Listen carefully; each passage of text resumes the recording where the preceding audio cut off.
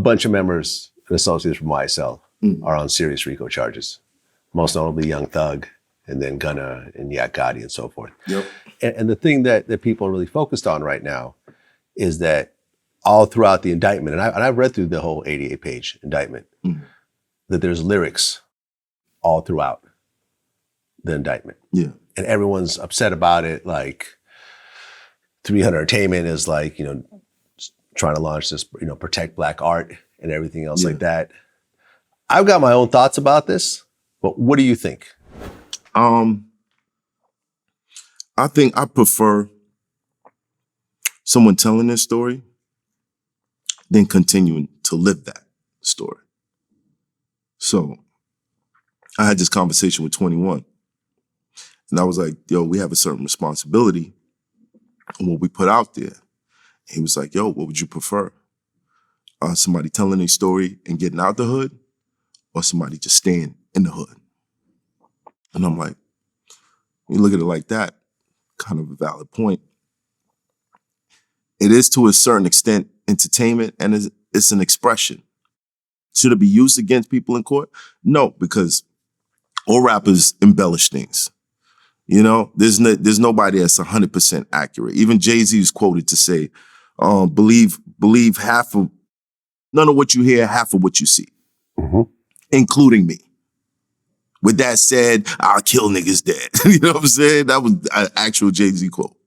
So I think that the lyrics shouldn't be used, but with this whole RICO situation, the last battle that I did versus Geechi Gotti, this is my very last battle, I warned him.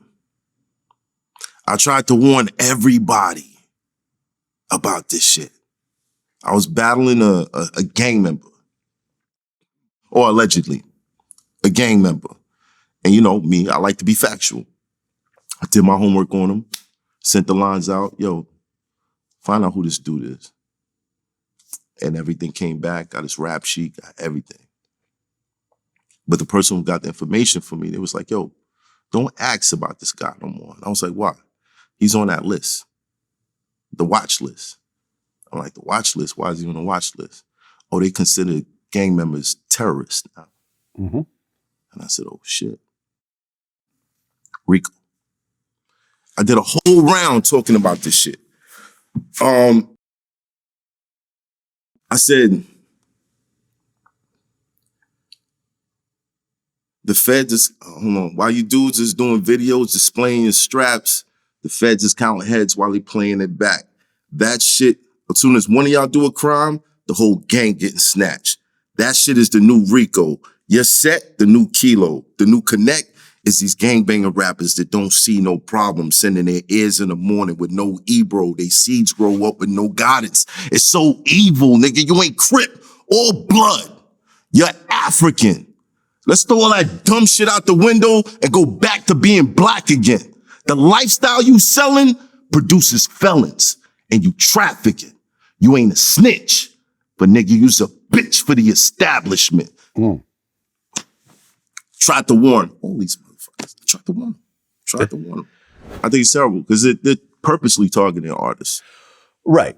But here's the thing. And a lot of times these things are spoken in generalities. And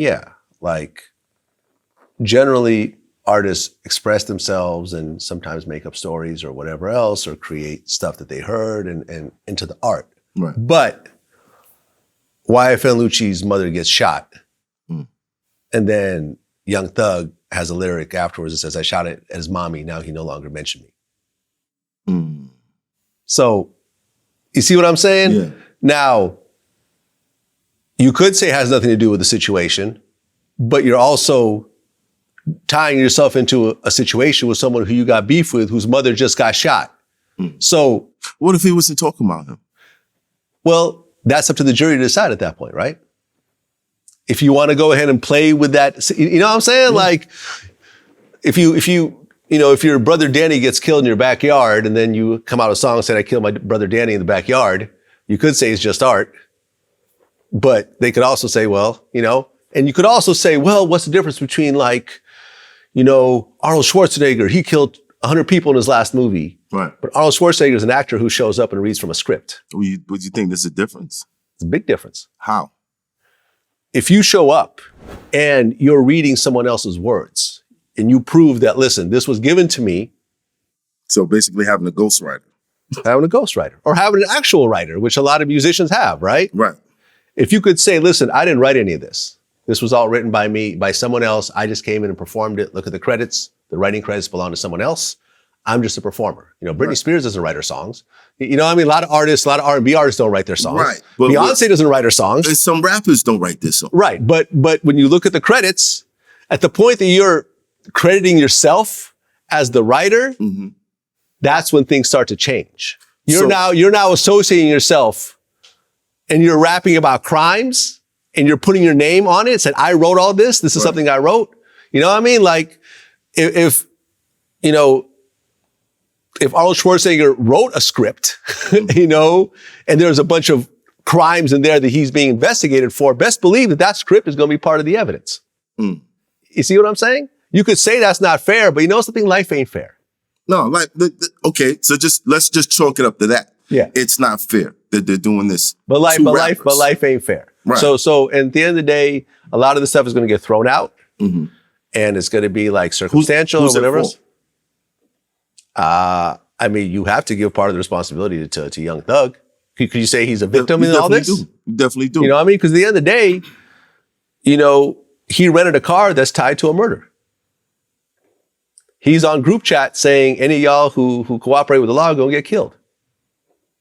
He's on social media telling YFN, Lucci, if I didn't like what you did with your mother, I would have been killed you.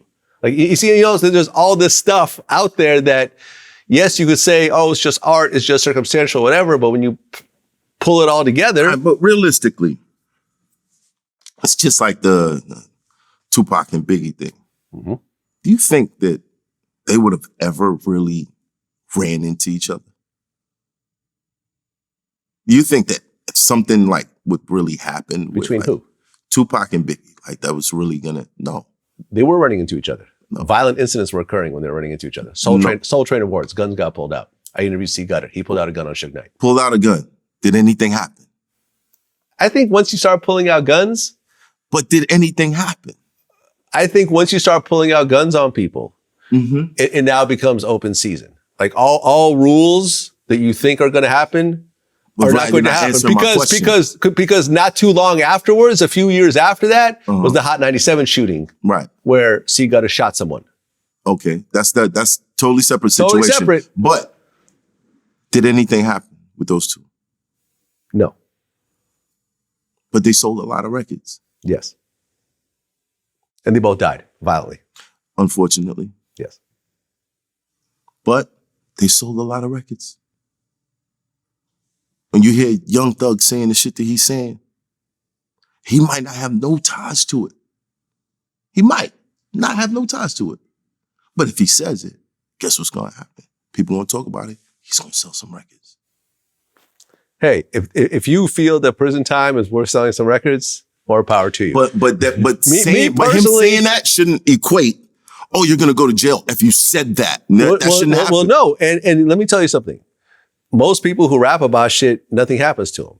But once there's actual, there's actual evidence, once there's text messages, once there's wiretaps, once there's witnesses, because right now, a bunch of the YSL dudes are doing proffer agreements. You know what those are? Oh, yeah. They're turning over. Yeah. Meaning that they could tell you about all the crimes that they did with everyone else, and they can't be charged with those crimes themselves. Yeah. As long as it's proven that they're telling the truth. They get immunity for their statement. Yeah. So now the proffer agreements, that's why everyone's being denied bond. Because of the proffer agreements. You see what I'm saying?